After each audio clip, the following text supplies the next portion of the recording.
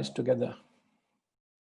Tapobhikshina papanam shantanam vitaraginam mumukshu namapekshoyam atmabodho vidhiyate.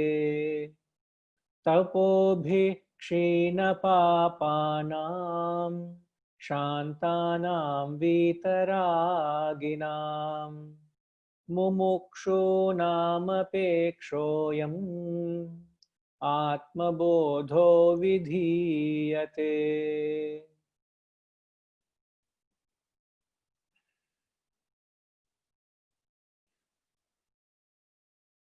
Atmabodho vidhiyate. This Atmabodha, which is the treatise on the knowledge of the self, is being composed to serve the needs of those whose sins are removed by austerity. Tapobhi kshina papanam, whose sins are removed by austerities. Shantanam, who are calm. Vitaraginam, who are free from desires. Mumukshunam apekshoyam, the mumukshunam, and those who have this yearning for liberation. All this while, we have mentioned in the recent classes that what makes a student an adhikari of this knowledge. A guru doesn't decide whether you are an adhikari or not. You yourself decide whether you are an adhikari or not. Who am I to decide? Who are you to me? Who am I to you, man? You have come with, there's a buffet of gurus for you. You seem to have picked me up for a while. For some reason, I don't fit into your category. You just chuck me away. What have I got to do with it? You a buffet of gurus out there. And multi cuisine buffet, not just an ordinary buffet. So you can choose what you want. You have the prerogative to do what you want. So what have I got to do with you? It's like you go to a restaurant, you serve a dish, and you don't like it. You just put aside the plate and say, hey, wait, clear the plate. You'll pick up another plate and serve what you want. So that is your prerogative. I respect your freedom. So it's not for me to decide whether you are an adhikari or not. It's for you to decide what makes you an adhikari. So to the extent you have the qualities enumerated in the verse, to that extent you will be able to receive the knowledge. Remember that. To the extent you have these qualities, you are receptacles. The receptacles here are the mind and the intellect. Those are the antenna which receives the transmission. The guru is giving out the knowledge equally to everyone. But why is it some people receive more, some people receive less? Some people are able to absorb it more, some people absorb less. Some people relate to it more, some people don't relate at all. Some people understand it, others completely misunderstand it. Why? The receptacles are not tuned in. The message is the same. So to the extent you have these qualities, you will be able to receive the knowledge. That's about all. So let's get on with the qualities. The first quality he says is, again, remember, this Atmabodha is only designed to serve the needs of these people. First, who practice tapas. Tapas is being practiced, whose sins are removed by austerities. Now, the concept of sin is very familiar to us. Sin is not an act by leading a particular life. You don't become sinful or pure by leading a particular life. An action becomes sinful, an action becomes remorseful when an act, once it's performed, it has a certain consequences. It creates a certain mental repercussions within. When an act is done and there is no feedback from the performance of an action, that means you're right, no problem. Am I to eat meat or am I to be a vegetarian? Who is right, who is wrong? Just because I'm a meat eater, does it make me sinful? Just because I'm a vegetarian, does it make me pure? Who is to decide that? Nobody is to decide that. But the moment you perform a certain action, so let's not sit in judgment over others' actions, please. Sin is not in the performance of any act. Sin is in the consequences of a certain action. When you do a certain act, you feel uncomfortable. I feel uncomfortable to abuse your emotion and love towards me. I don't want to abuse your love. What I want from you, what you want from me is my love and affection and identification, isn't it? So do I want just your love and affection and identification just because you are good to me? If I were to think, how can I be benefited by you? How can I be benefited by my interaction with you? The moment I entertain that thought, and if that thought is discomforting me, I'm committing a sin. If it comforts me, it's okay for me. You can't decide whether it's right or wrong. You know, if you have a small, as they call as a 0-watt bulb, you know, you have a 0-watt bulb, you put that bulb when you go to bed at night. So there's some just enough light to find your path to get to the switch or wherever you need to go at midnight in that half sleep or half awake rather. Half sleep, half awake, the same thing. You get up. But if I tell you, can you find out imperfection? There's a lot of needs. The room needs to be organized and clean. Can you please clean the room? I think the carpet is very dirty. And how much light? There's only 0-watt bulb light in the room. Can I say, please clean the carpet. There's a lot of dust and mites and dirt everywhere, all over. Please clean the room. Will you be able to clean? First of all, can you even identify the dirt? Even the dirt, you have become one with the dirt. There's so much dirt on you, you can't see it. Now you want to clean the room, I would say, leave the room as it is. Just bring some light. You put on a couple of tube lights, put on that brighter, bring some bright light into the room. Instantly, you know, what's the state of condition of the room, isn't it? How much dirt is there? Exactly the same way. You don't realize the imperfections of your actions because you don't have a higher wisdom. You don't have a higher learning. You don't have a higher standpoint to gauge your emotion or thought. I feel uncomfortable, believe me, uncomfortable if I were to use your emotion for a certain benefit. You want to come and serve the cause, that is your choice. I wouldn't abuse it. I shouldn't abuse it. I must be true to myself. I'm just trying to give an example. Because day in and day out, you will be in a situation where people would want to do something for you. But the question for me is whether am I to receive it or not. I don't want it. I will not take it. You may want to do what you want. That's your prerogative. But for me to think that way, this is business. I'm not here to do business, please. I'm here to give. I'm here to serve. Full stop. And I shall until my last breath. It's for you to do what you want. It's not for me to think what I gain. See, even that thought, if it's discomforting, that means you're committing a sin. Is level of attunement. If your thought is grander, even if I'm wearing a pure white dhoti or a pure white kurta, even a small spot stands out, isn't it? So it's the purity of yourself. Even the minutest of imperfection becomes a blemish, unacceptable blemish, because of the purity of your attunement to the self.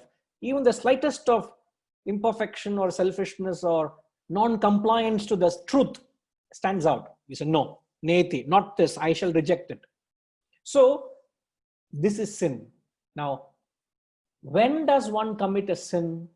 Sin, okay, now all this while I've only defined a sin. Now my question is, when does one commit sin?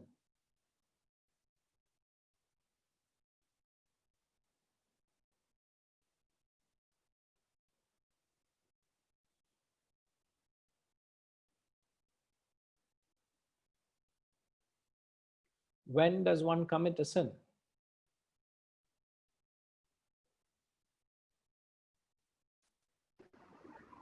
Yes, When the Shubhama. mind is agitated. When the mind is agitated or confused. My question is, I can still ask the question, when is your mind agitated and confused? Can you hear me? Yes, I think your voice is little muffled, but still I could sense, gather what you said. Yeah. When the mind is agitated or confused, Guruji. Yeah, we heard you, Ma. Okay. I think there's some technical issue at her end. Okay. Uh, the question I asked is, when does one end up committing a sin? What are the type of actions? I'm here asking, what are the type of actions that would end up committing a sin? Ramanaji is saying, rightfully so, when the person is selfish, when they're self-centered thoughts, very true, desires, when one performs actions which are destructive against your conscience, when your mind controls selfishness, when you're aggressive and violent,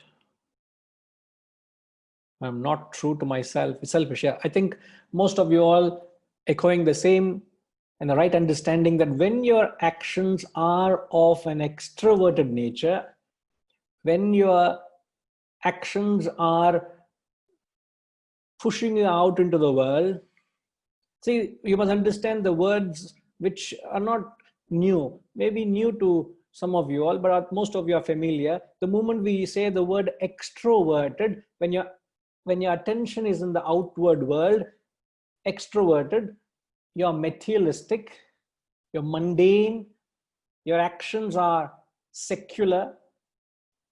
We learned this very heavily in Bhajagovindam, which is merely to acquire the wealth and enjoyment, running behind the external world. When your thoughts are outward, merely to aggrandize the world, when you're acting on your selfish desires, then such actions agitate the mind. In fact, it is not wrong to say the more desires you have, the more agitated you are. Less desires you have, the more peaceful you are. This is the formula. You would not go wrong in clarifying it further. The more desires you have, the more agitated you are. The less desires you have, the more peaceful you are. This is the law of life.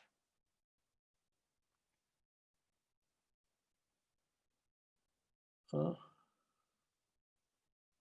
when you have more desires, your desires may not be met at all times, isn't it? Your desires may not be satisfied. Your desires are not compatible with what the world has to offer. So when the world doesn't satisfy your desire, what happens?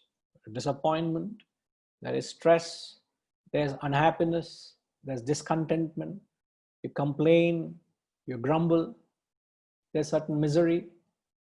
So wherever you have actions driven in desires, there's bound to be dissatisfaction.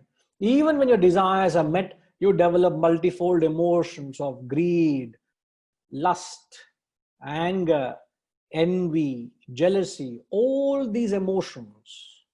So where you have desires, there's bound to be the various emotions that engulf the mind. So your mind is engulfed with various emotions of these negative emotions that only agitate the mind. So I'm only explaining the more desires you have, the more agitated you are. The moment the quality of desires increase, the quality increases, the quantity decreases. This is how you evolve. Huh? The quantity goes, the grossness of your desires go. Quality improves. The nature of a desire is more pure, more chaste, is more sacrificial, is unselfish, is forgiving, is full of empathy, and so on and so forth, the less desires you have, the more peaceful your mind is going to be. This is the law of life. So he is only saying those whose sins, so we define what sin is. We said, when does one perform sinful actions? I think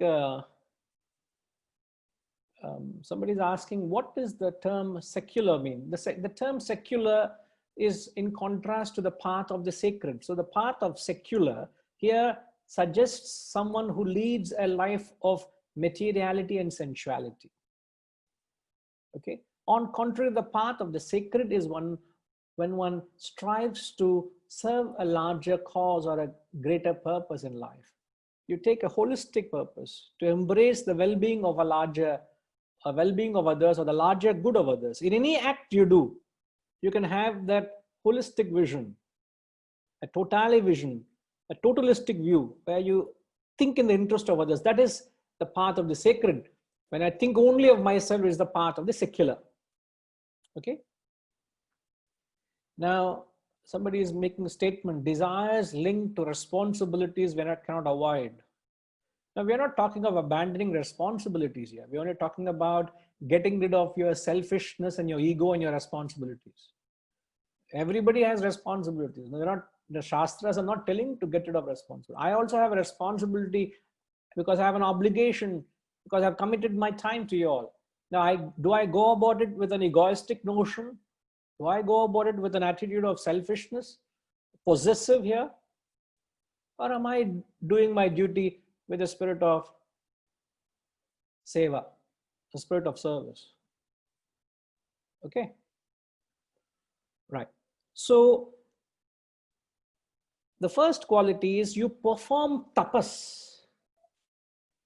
Performing tapas to annihilate sin. As he says, those sins whose sins are removed by austerity. Now, what is tapas? Now, this is a physical discipline. At the level of the physical level, you must practice tapas. Tapas has two elements to it. Tapas is measured. The first element of tapas is conservation of your energy. Conservation of your energy by avoiding indulgences in the world. Avoiding the dissipation of energy through sensual indulgences. When you are running out into the world, when you rush into the world, a lot of your time, energy, resources is spent in experiencing the world. So much of time, if you want to plan a holiday, how much time is spent in planning a holiday? Especially you're going to a foreign land. How much of your time, energy, resources, thoughts, all invested in just going and doing what? Sightseeing. What have I done? I've seen various sights. And the rest of your life, you linger in those sights. Oh, what a beautiful place. So beautiful food. What a mountain. What fresh air. What lovely food. Rest of your life, you'll only graze all that what you have grazed, you will indulge mentally. And all this is a part of sensual activity. That doesn't mean you should not go out into the world. That doesn't mean you shouldn't experience the world. Please. But a person who does this, his mind is not ready, because his mental energies are being dissipated in the unproductive channels of sensual indulgences. So first practice of tapas is to conserve that energy by withdrawing by plugging those avenues of dissipation. Conservation. And having conserved energy, you redirect that energy towards the higher purposes. This is known as tapas. You can only do tapas, the second half, when you practice the first half. And when can you practice the first half?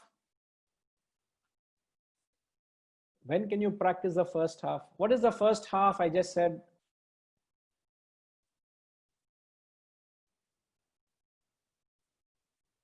Gayatri Ma, what is the first half of tapas I just mentioned?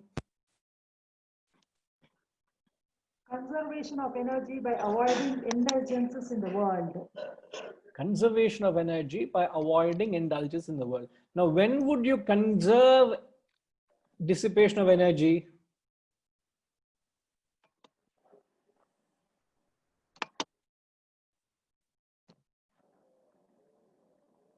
By not being extrovert. Looks like you clean bowled me. I don't know how to respond to that answer. You're seemingly answered. But the question is still open, Ma.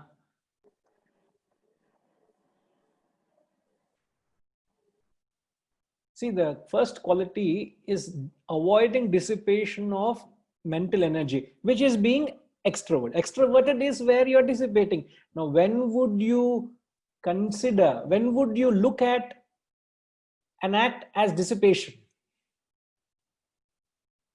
Only when the mind wanders around for the desires and other things, there is externally it keeps on roaming around. So when you look for insight, then probably we can, the energy conserves.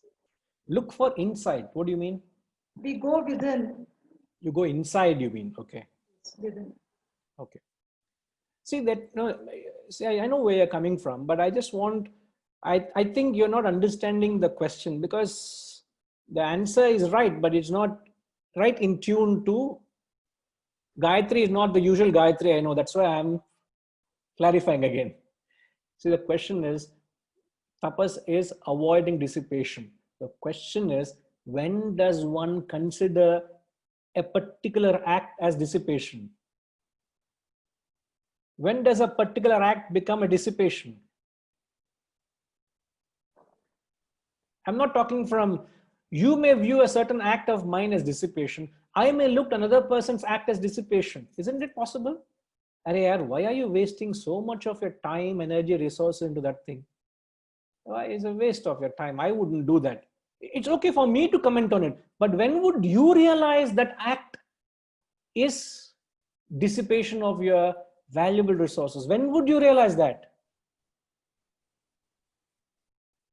When it is not leading me to a higher goal, we start thinking that what am I doing? I'm wasting my time. Okay.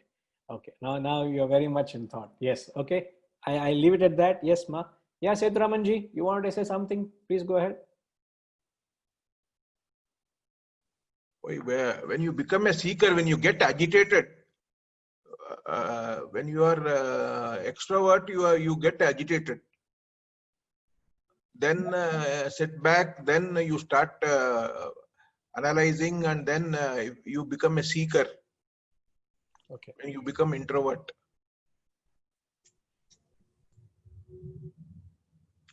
Repeated agitation, frustration, setbacks make you think. Okay. Forces you to become a seeker. In effect, what you're saying is, when a particular act is done repeatedly, or even a similar act is done in different ways, when you are able to view that action from a different perspective, isn't it? Yeah. The perception to that action has changed. You may achieve success, but still you don't feel fulfilled. You then you start seeing there is you feel a vacuum. You see something missing. So you start evaluating that action. Your perception to that action has changed. You are looking at it from a totally different angle. The same thing you have been doing, but you're bringing in some other factor to that action, and you're measuring that action from a different perspective. The same thing. Now, what is the different perspective? When you start looking at your action from the standpoint of the higher purposes, higher goals of life, your present action seems futile, secular, purposeless, merely running behind the passions of the external world. It is, you consider it as dissipation of energy. It's all about your perception. So the question was, when do you consider a certain action as dissipative? It is all about how you view that action, isn't it? I knew few students, especially a lady used to come, and a few ladies used to come and say, Guruji, we used to be so interested in terms of going shopping, and you must have a matching handbag for the matching sari, and a matching bindi, and a matching this and a matching that, an amount of accessories we used to buy and hold and do all that, and which to wear to which function and to that gathering and this social gathering and that. I said, as we got involved with this knowledge, our life had become so, I realized that it is such a dissipation of energy. Though you are as presentable as you can, as the occasion demands, but it is such a waste of time and energy just being consumed by that activity. A same activity which she was doing not long ago, the moment she got exposed to this knowledge over a while, she herself realized the futility in that act. Nobody has to tell her, she herself realizes. Now the question is, do you find a futility in your act? If you don't find the futility in the act, means you lack a higher vision. You don't have a higher purpose. You have not envisioned a higher purpose. You don't have a goal or a mission or a purpose in life. Therefore, any breeze, any invitation, anything the world knocks at you, you get carried away.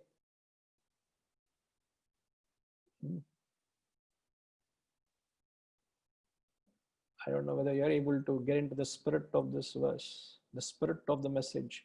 So tapas is to say no to certain actions if they are a hindrance to your higher goal, because you deem them as dissipation of energy. I remember from my very younger days, I used to be anti-social. I never used to attend any parties or gatherings or functions or family. Of our own larger family, my cousins and uncles and aunts, any occasion, it could be a Grow Pravesham, it could be a marriage anniversary, it could be a marriage function, it could be a birthday celebration, or wherever, I never used to go. So much so my parents used to say, hey, nobody, you don't attend anybody's function. Tomorrow when you want to get married, nobody will come. I said, I'm saving your bill for you, no? Imagine 5,000 people come for the wedding. What will happen? You only have to fork out so much, no? So only 200 people will come. Good for you, no? So I used to joke around it and go. I never was interested in this social gathering right from very young age. I found it a colossal waste of time. Pardon me and forgive me if I am offended anyone. That's my perception. I consider that act as a total waste of time. Total waste. But if situation demands, if you are really obliged to go, you make your presence felt. Other than that, what are you doing? A total waste of time. And there are people who wait for such invitations so that they can spend their time. Their valuable time is available for such gatherings and functions. Just to be available for traveling or seeing the world or enjoying and attending functions and parties and Hari Om, not me. Your perception.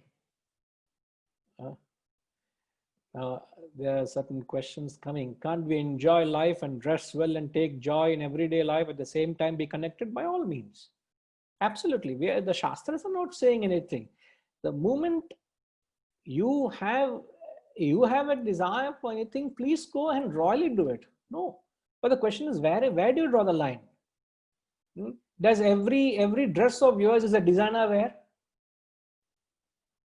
Other day when we visited Setharamanji's house, he was telling his opposite neighbor, every 3 to 4 years, the entire elevation of the house is completely broken and rebuilt.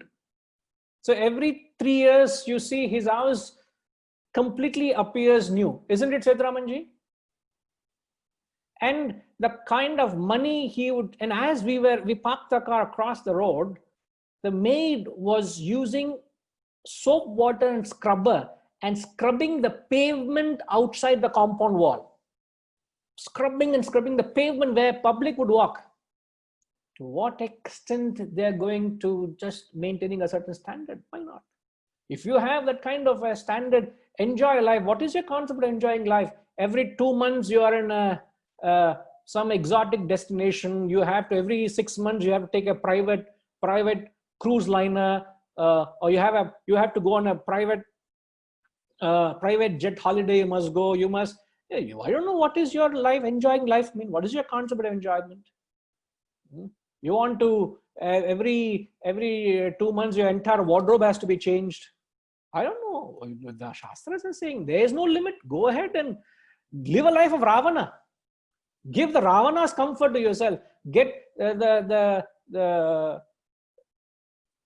kings. The kings had potties made of gold pots, gold, solid gold. That is also enjoyment life, no? Everything they touch had to be gold.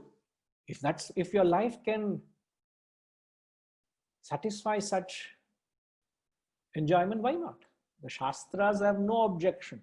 In fact, Shastras glorify men who lived that life, but they lived with a life of renunciation. They had that spirit of renunciation. They understood the futility in that. They are not against a particular act. They may do an act just because if I'm born into royalty, is it my problem? Am I to complain at it? I'm born into royalty, example. So I will live a royal life, but that has nothing to do with my mindset, isn't it? The great men had mindsets of great dispassion. They lived a life of royalty, but they had a very grand, matured state of mind, a very pure mind. They were not materialistic.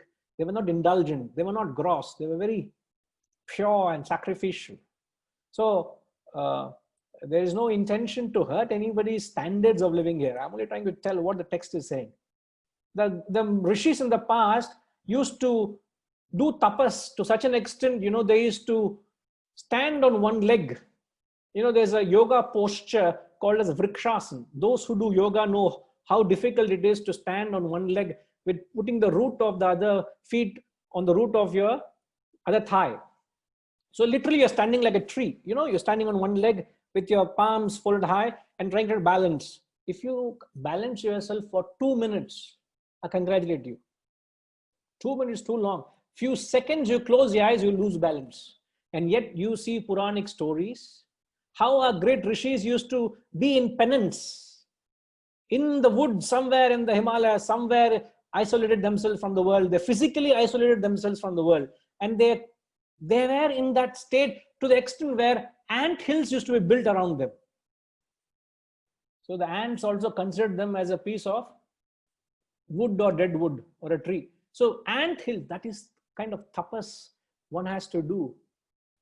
It is just symbolizing, please. Don't have to literally start trying to, okay sir, thank you. From tomorrow morning, I'll start practicing vrikshasana. It's not a question of whether you stand on left leg or right leg or 2 legs, but stand upright with the head on your shoulders. Don't be swayed by the passing breezes of temptations and whims and fancies of your mind. What is the autobiography of Rama, Rajima? You have it right with you? The autobiography of the great Rama Tirtha.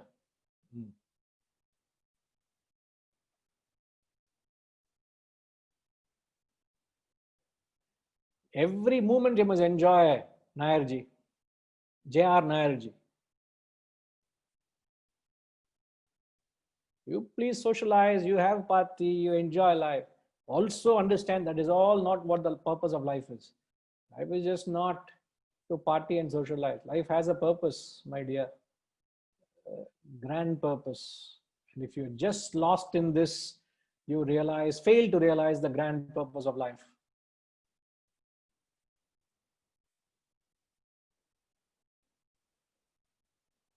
Any success, Rajima?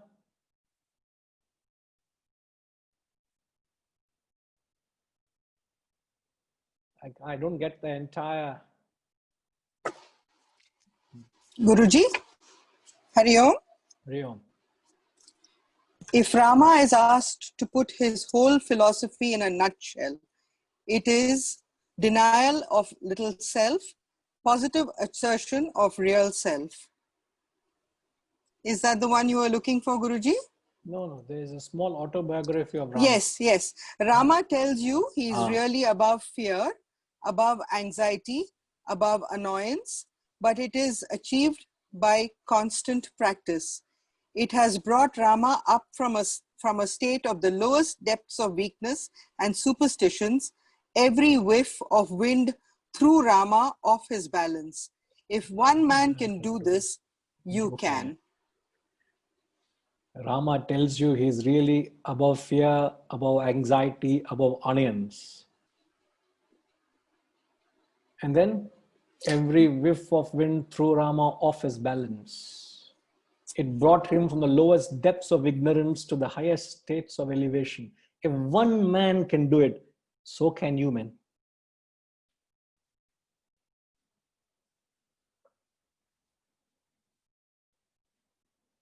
You want to be swayed by every whiff of emotion? You want to be made content with getting drawn away by the external temptations?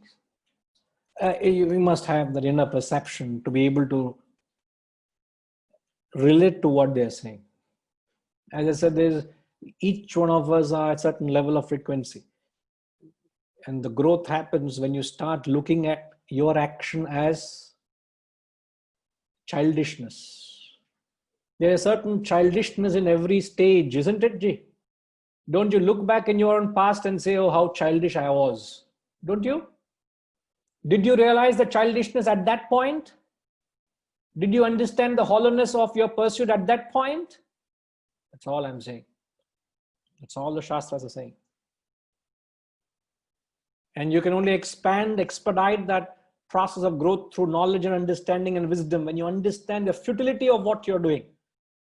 Don't be enchanted, man. You do it, but don't fall a prey to it. Okay. Badrinath ji, did you want to say something? Sorry, I passingly saw you raising your hand. Yeah, a couple of things. Okay. Well, first point is on the attitude being more important than the circumstances. A good example would be Kulashekara, who was born into a royal family, but who is today considered to be one of the Alvars, who composed the Mukundamala Stotram and all that. So obviously his royal circumstances did not hinder his spiritual growth, and what he did, we are today learning from that for our own spiritual growth. That is the first point I wanted to say. And the second point is this thing about higher purpose and moving away from distractions from that higher purpose. A good example is the course of a river. You can treat the river as seeking to merge with the ocean. And as it moves, if there is an obstacle in front, it turns away from it. So it follows a circuitous winding road, because every time there is an obstacle towards its ultimate purpose, it moves away from it and eventually merges with its higher purpose, which is merging with the ocean. Absolutely right. So the Shastras give an example of to be like the moving rivers, the flowing rivers, not stagnant brooks or stagnant ponds. If you become a stagnant pond, if the water doesn't flow, it starts smelling foul. So spiritually not growing or evolving is to live a life of attachment. Spiritual stagnation is to develop a spirit of attachment to the world. You must live a life of detachment, keep moving forward. Again, detachment is not physical, it's a mental attitude. Rightly said, very beautifully said, Badriji. Thank you, Guruji. Yeah. So tapas can be practiced at various levels. I'm only trying to tell that it's a quality that's practiced. Practice it where you are. You don't have to try to emulate others and frustrate yourself, please. It's just to be true to yourself. Okay. The second quality is where the mind is calm. Shantanam. Even the very word Shantanam itself is very calm. Even to utter the word Shantanam is so appeasing, isn't it? Shantanam is a quality at the mental level where your mind is calm and composed. Your mind is not rebellious. Your mind is not in conflict with the world. Mind is in total harmony with the world. And why is your mind in total harmony with the world? Because it is turned inward. When the mind is turned outward, it is in conflict with the world. The moment when the mind turns inwards, it instantly is peaceful, calm, and composed. So tapas is to be practiced at the physical level. Shantanam, calmness, is to be practiced at the mental level. And then the intellectual level, he says, Vitaraginam, who are free from desires. Oh my God. If this has to be the yardstick to receive the knowledge of ATMABODHA, to be free from desires, including the Guru, nobody is qualified. All of us are totally disqualified, outright disqualification, isn't it? So therefore, it is not determined by, or rather, let's put this way, it is determined by, to the extent you have these qualities, to that extent you are attuned to the ATMABODHA.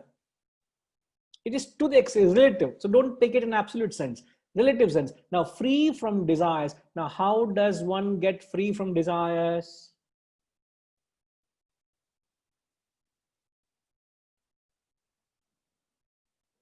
How does get one? Now, let me connect with people who have not put on their cameras.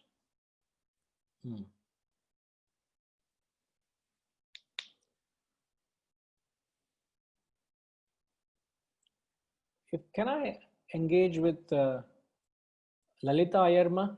Are you there?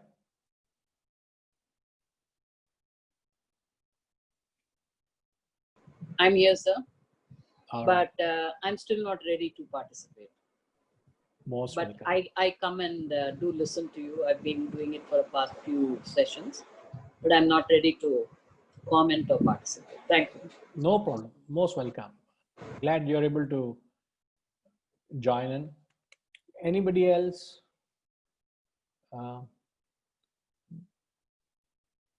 Keshava Reddy Garu.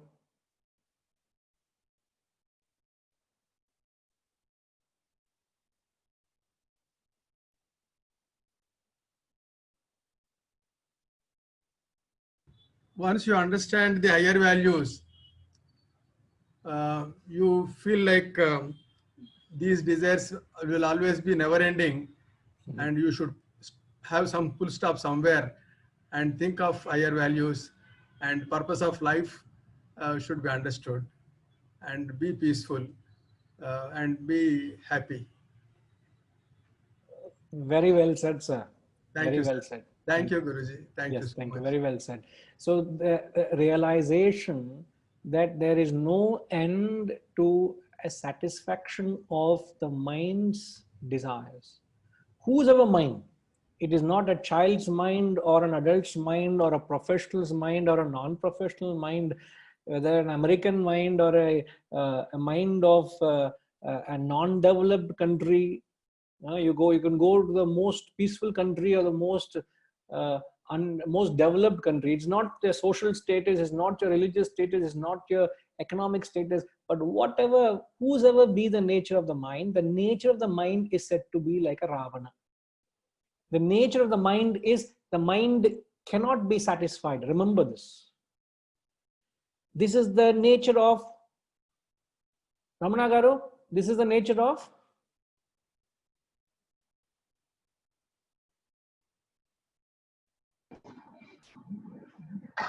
I didn't get. No, I asked just now the nature of the mind. What is the nature of the mind? Wandering everywhere. Looks like your mind was wandering just now. Therefore, you have not followed what I was saying. Yes. Correct? Huh? Yes, correct. Okay. So even though something told me you're not in the class, so I caught you. No, I'm in the class only. No, that we know, but your mind is wandering means you're not in the class, no? Okay, now let me ask someone. Pinky Ma, what is the nature of the mind? It is never satisfied, chanchal, monkey mind, asthir, seat of desires, but never satisfied. Whose mind? My mind, everyone's mind, I think, but at different degrees. So each one's mind, my mind can never be satisfied at any stage of your life. At my deathbed, also my mind will want something, isn't it? So therefore, how do you deal with the desires? It's a very pertinent question. How do you deal with the desires? As Keshavji said, you got to envision a cause beyond it. Either you fall a prey to the mind's channel, which is to run behind desires, or resort to another avenue, which is to conceive a higher goal or a purpose in life. So intellect visualizes a higher goal, and that is when you are driven by the intellect rather than the mind. Do we redirect the desire? No, you transform the desire from selfish, from lust and greed, to an aim or an ambition. Higher. You transform the nature of desire from greed to aim. That is when you get rid of the desires. So far, what I have been trying to do when I was, trying to say that when I like something, if I'm out, for example, do I really need it or do I want it? And if I need it, where am I going to put it? Do I have place? No, I don't. So then don't buy it. So that helps me to say, stop it. No, neti. No, buy a bigger villa, na? Why you buy a bigger villa, then you can go shopping and trying to buy things. There's a solution to the problem. No? There is no extra desire, na? No, we don't say that. Enjoy life. Life has maja. Go make life more merrier. Enough, huh? Enough is never enough. You can even have a house as huge as the Buckingham Palace. You'll still want more. There's no end to it. Yeah, Ramanagaru, you wanted to say something?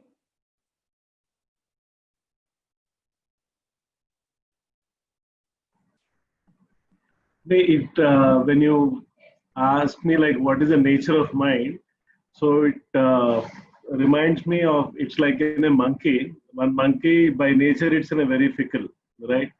And it got bitten by one scorpion, and you just understand like what will be the nature. Apart from that, it also drank one what you call alcohol, right? And still the state of mind is, you can imagine. And apart from that, that demon entered into that.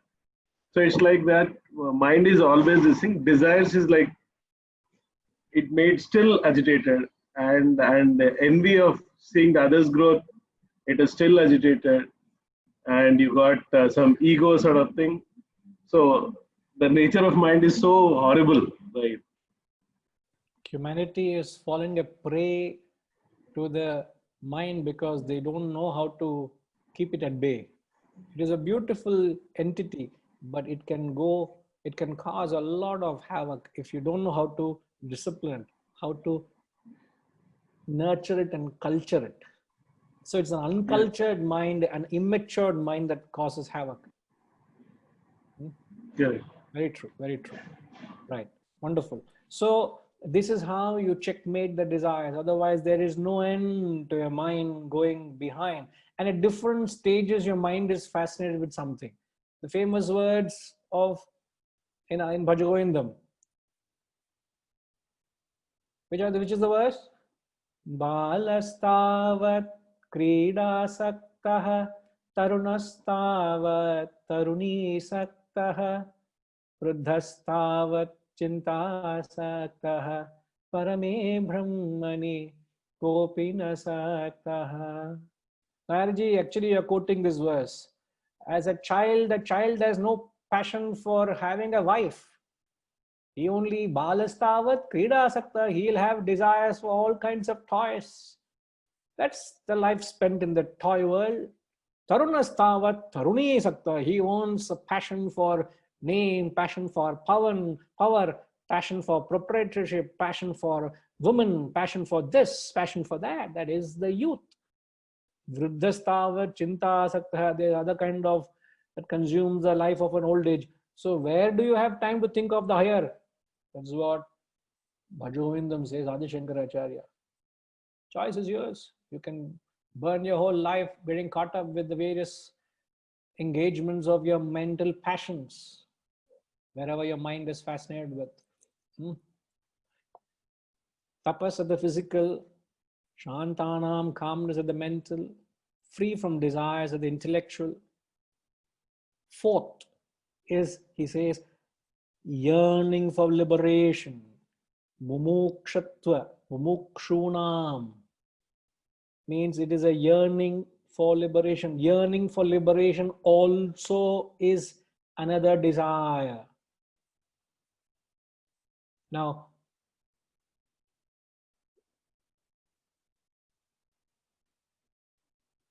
this is also one desire every human is born with. The question is whether it is strong, whether it is potent or impotent. How strong it is or how weak it is. The fact that you're here, congratulate yourself that there's in some intensity. There is this desire that draws you to this gathering, that draws you to associate with this knowledge. There is a pressing need. The question is, how pressing is the need to know yourself? How strong is this desire to attain liberation? So how does one strengthen? Okay, the strength, first let me ask this fundamental question. The strength of the desire for liberation depends on what? What determines the strength of this desire for liberation?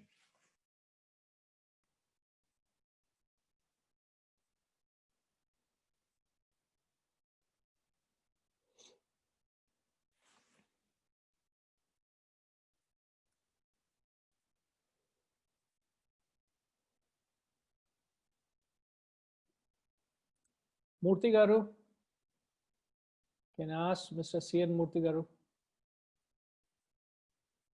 Where are you, sir? Are you seen?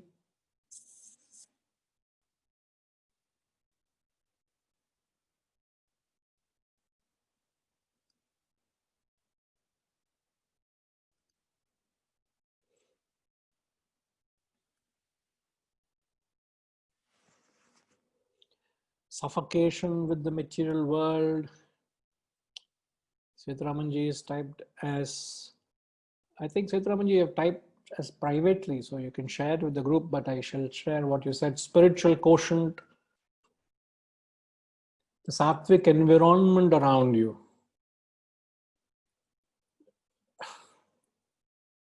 Detachment. What is it that determines the strength of your desire for liberation?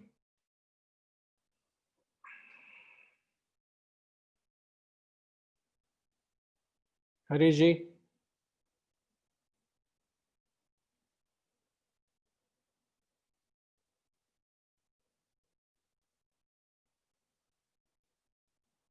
Harishji?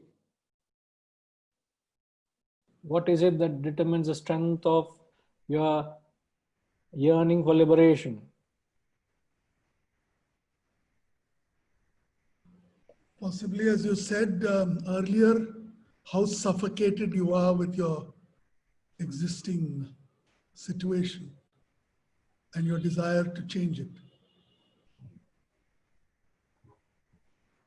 So, how do I put it more simply? When you realize the futility of your, no. See, it is also a desire. Like you have a desire to acquire anything, you have a desire to enjoy anything. It is also a desire. So desire to realize itself is also a desire. Now question is, the strength of a desire depends on what? What is the intent behind it or the purpose of that desire? The purpose is very clear, to realize the self. So the purpose is higher than just your immediate circumstance. That's what higher means, isn't it? Okay, I get what you're saying. Hariji, சொல்லுங்க sir. It depends.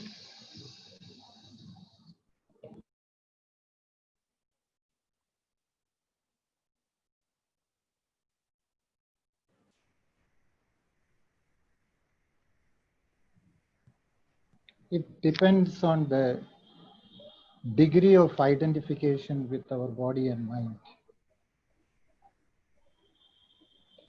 The more intense my identification, the more will be the agitation. Sir, let me ask you this simple question in the line of what you are saying. Let's say if a person has a desire to own a car, the strength of the desire depends on his identification of owning the car, isn't it? Yeah. Owning, yes. He wants to own the car. Yeah. So the identification of wanting to own and enjoy the car determines the strength of the car, isn't it? Yeah. Now my question earlier is, what is it that determines the strength of the desire for liberation? To which you said your degree of identification with the...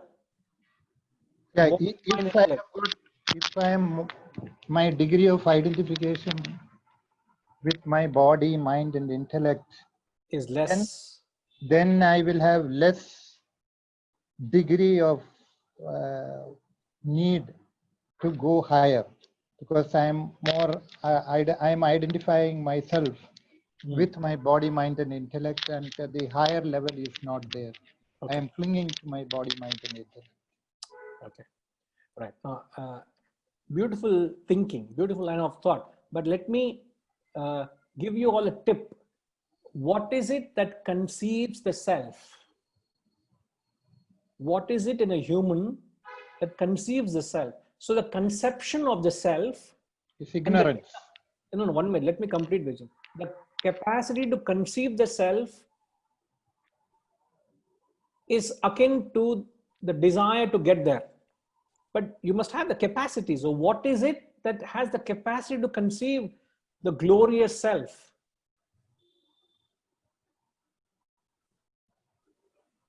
The strength of your desire for liberation depends on the strength of your subtle intellect. Harish ji, can you please put it in as many words as I've said? The strength of the desire for liberation, it depends on the strength of one's subtle intellect.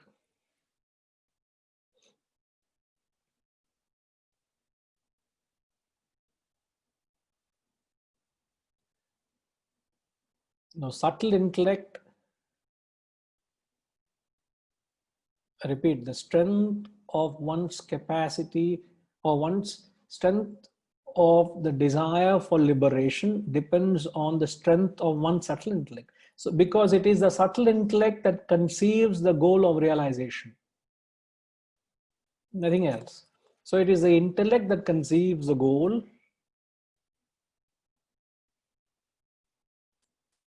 And then, is this desire lost in the maze of other desires, or does it pop out and draw you towards it? And this has no measure to your social status. The great Prince Siddhartha, who became the great Gautama Buddha. Again, we are not talking of the kind of social life you lived. He was a royalty, for God's sake, royalty. None of us are anywhere near royalty. So what are we talking about clubbing and partying and enjoying life? He was a royalty. and he felt suffocated in the royalty. He walked out one day, just leaving behind everything, and that transformed the Buddha. That was the great Gautama Buddha. So the urge these Shastras are saying is not that you should walk out of your homes and families, please. That's not a thing. They are trying to make us realize the potential, the purpose of life, which is to realize the truth, the self. You don't realize, just content in building castles for yourself, in amassing your wealth.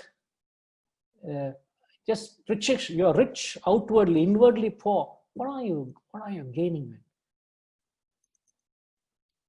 Shanti, Shanti, Hari Om, Hari Om. You don't realize. You don't realize how poor we are within. So this ATMABODHA is only designed for those who have these qualities.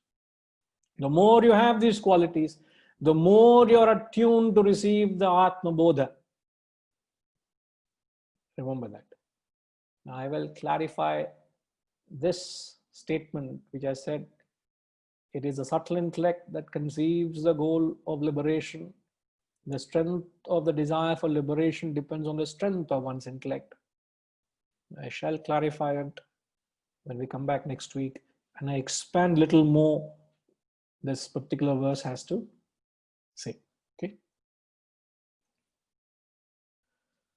Om Purnamada Purnamidam Purnat Purnamudachyate Purnasya Purnamadaya Purnamevavashishyate. Om Shanti Shanti Shanti. Hari Om. Shri Gurubhyo Namaha. Hari Om.